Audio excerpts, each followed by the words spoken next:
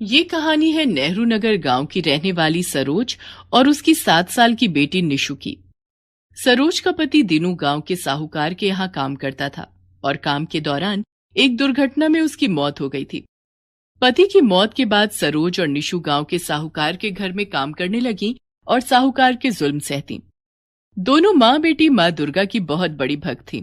आइए देखते हैं कि कैसे माँ दुर्गा ने उन्हें साहूकार के जुल्मों से मुक्ति दिलाई। निशु, निशु, जल्दी उठ, काम पर नहीं जाना है क्या? लेट हो गए तो साहूकार की गालियां सुननी पड़ेंगी। अच्छा माँ, उठती हूँ।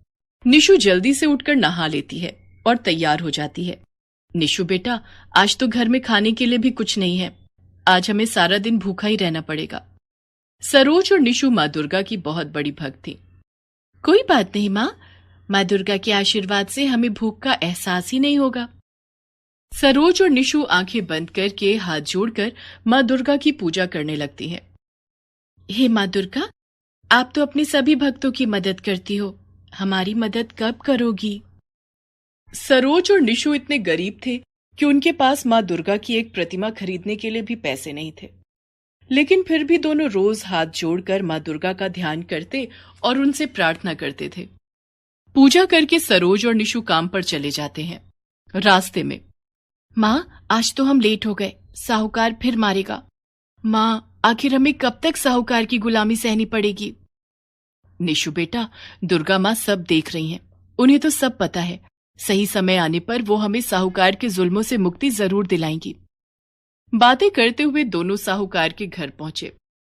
आ गए तुम दोनों, आज पूरे 20 मिनट लेट आए हो। तुम लोगों को समय की कीमत का अंदाजा तो है नहीं। और इतना कहकर साहूकार सरोज को डंडे से मारने लगता है। सरोज को काफी चोट लग जाती है।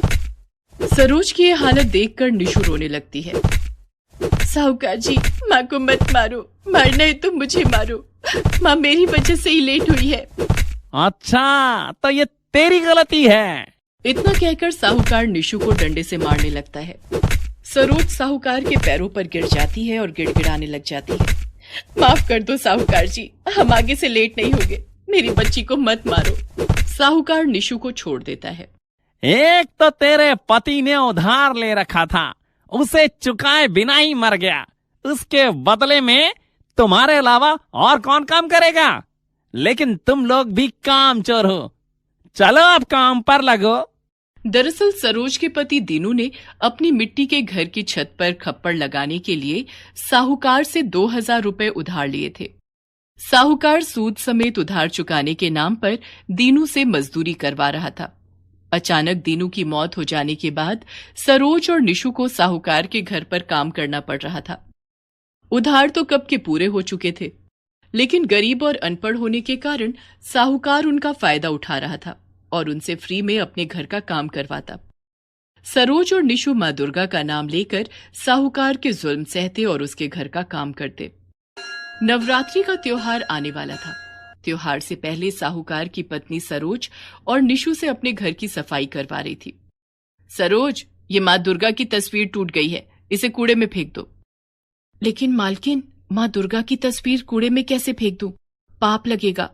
बहस मत करो, हम टूटी फूटी चीजें अपने घर में नहीं रखते, बाजार से नई और सुंदर तस्वीर ले आएंगे। लेकिन सरोज ने माँ दुर्गा की टूटी फूटी तस्वीर को छिपाकर एक कोने में रख दिया। काम खत्म हो जाने के बाद सरोज माँ दुर्गा की उस तस्वीर को अपने साथ घर ले आई। माँ, हम इस तस्वीर को अपने घर में रखेंगे, हमारे पास माँ दुर्गा की कोई तस्वीर नहीं है ना? हाँ निशु बेटा, हम गरीबों के लिए ये एक टूटी फूटी तस्वीर नहीं, बल्कि सिर्फ माँ दुर्गा है। माँ दुर्गा की भक्ति सच्चे मन से की जाती है। तस्वीर टूटी हो या नई हो, उससे माँ दुर्गा को कोई फर्क नहीं पड़ता। ये तस्वीर माँ दुर्गा ने खुद हमारे हाथों में दी है, ताकि हम इसे अपने घर में लगाकर माँ दुर्गा की पूजा कर सके। सरोज और निशु उस तस्वीर को अपने टेप से चिपकाकर अपने घर में रख लेते हैं। नवरात्रि का त्योहार शुरू हो चुका था।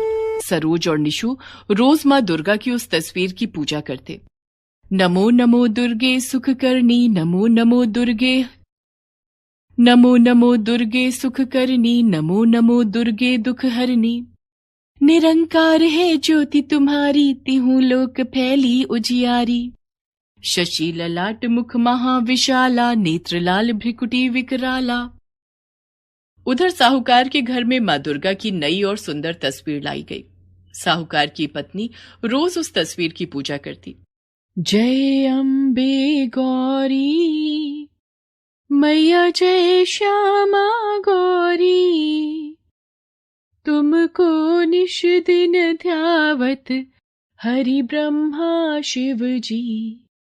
ओम जय अम्बे गौरी, जय अम्बे गौरी मैया, जय श्यामा गौरी, तुमको निश दिन ध्यावत हरि ब्रह्मा शिव जी।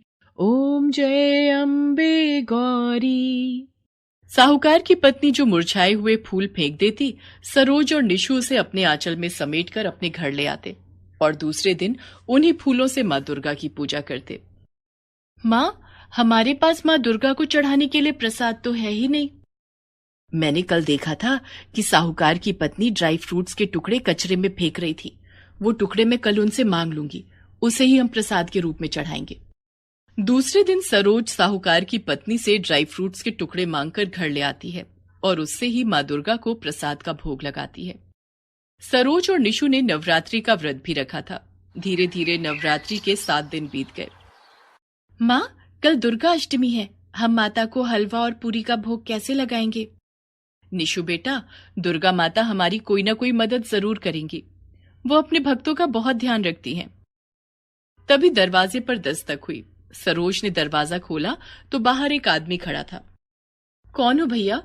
बहन, मैं गरीबों की मदद करने निकला हूँ। जरूरतमंदों को राशन मुफ्त में बांट रहा हूँ। क्या तुम्हें राशन की जरूरत है?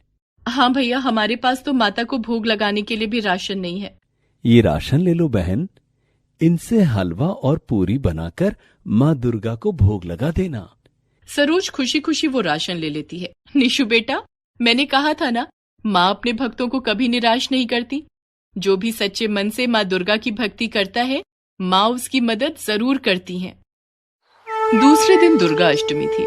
सरोज और निशु सुबह उठकर माँ दुर्गा की पूजा करती हैं। वे दोनों माता को हलवा, पूरी और चने का भोग लगाती हैं। निशु बेटा जल्दी चल, आज तो बहुत देर हो गई है, साहूकार जी बहुत नाराज होंगे। माँ, साहूकार जी के लिए थोड़ा प्रसाद ले लेते हैं, शायद प्रसाद देखकर उनका गुस्सा कुछ कम हो जाए। ठीक है। सरोज एक पोटली में थोड़ा सा हलवा, पूरी और चने का प्रसाद रख लेती है और दोनों माँ बेटी साहूकार के घर पहुंचती हैं। देर हो जाने के कारण साहूकार बहुत गुस्से में था। आ गए तुम दोनों माँ बेटी को बहुत चर्बी चढ़ गई है, आज फिर लेट आए हो। माफ कीजिए मालिक, वो आज दुर्गा अष्टमी थी ना, तो मैं और निशु माता रानी की पूजा करने लगे थे। भोग का प्रसाद बनाने में देरी हो गई। ये लीजिए, मैं आपके लिए भी माता का प्रसाद लाई हूँ। लेकिन साहूकार ने सरोज के हाथ पर एक डंडा मारा, जिससे प्रसाद छिटक कर जमीन पर गिर गया। बेचारी सरोज जमीन पर गिरे हुए प्रसाद को चुनकर अपने आंचल में भरने लगी, लेकिन साहूकार का डंडा नहीं रुका। वो लगातार सरोज को डंडे से पीट रहा था और सरोज उसकी परवाह किए बिना प्रसाद को जमीन से चुन रही थी। ये सब देखकर निशु बहुत जोर जोर से रोने लगी। तभी अचानक वहां वही आदमी आ गया जिसने सरोज को मुफ्त में राशन दिया था। उस आदमी ने साहूकार का हाथ पकड़कर उसे रोक लिया। तेरी इतनी हिम्मत, तू जानता है मैं कौन हूँ? मैं तुम्हारे बारे में सब जानता हूँ, लेकिन तुम नहीं जानते कि मैं कौन हूँ। तू जो कोई भी हो, मुझसे बड़ा नहीं हो सकता। मैं इस गांव का साहूकार हूँ।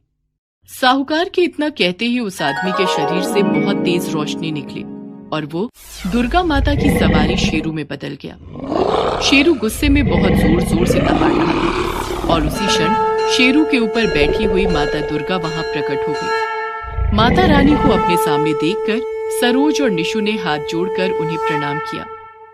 नीच साहूकार, तेरा वध करने के लिए तो मेरा शेरू ही काफी है।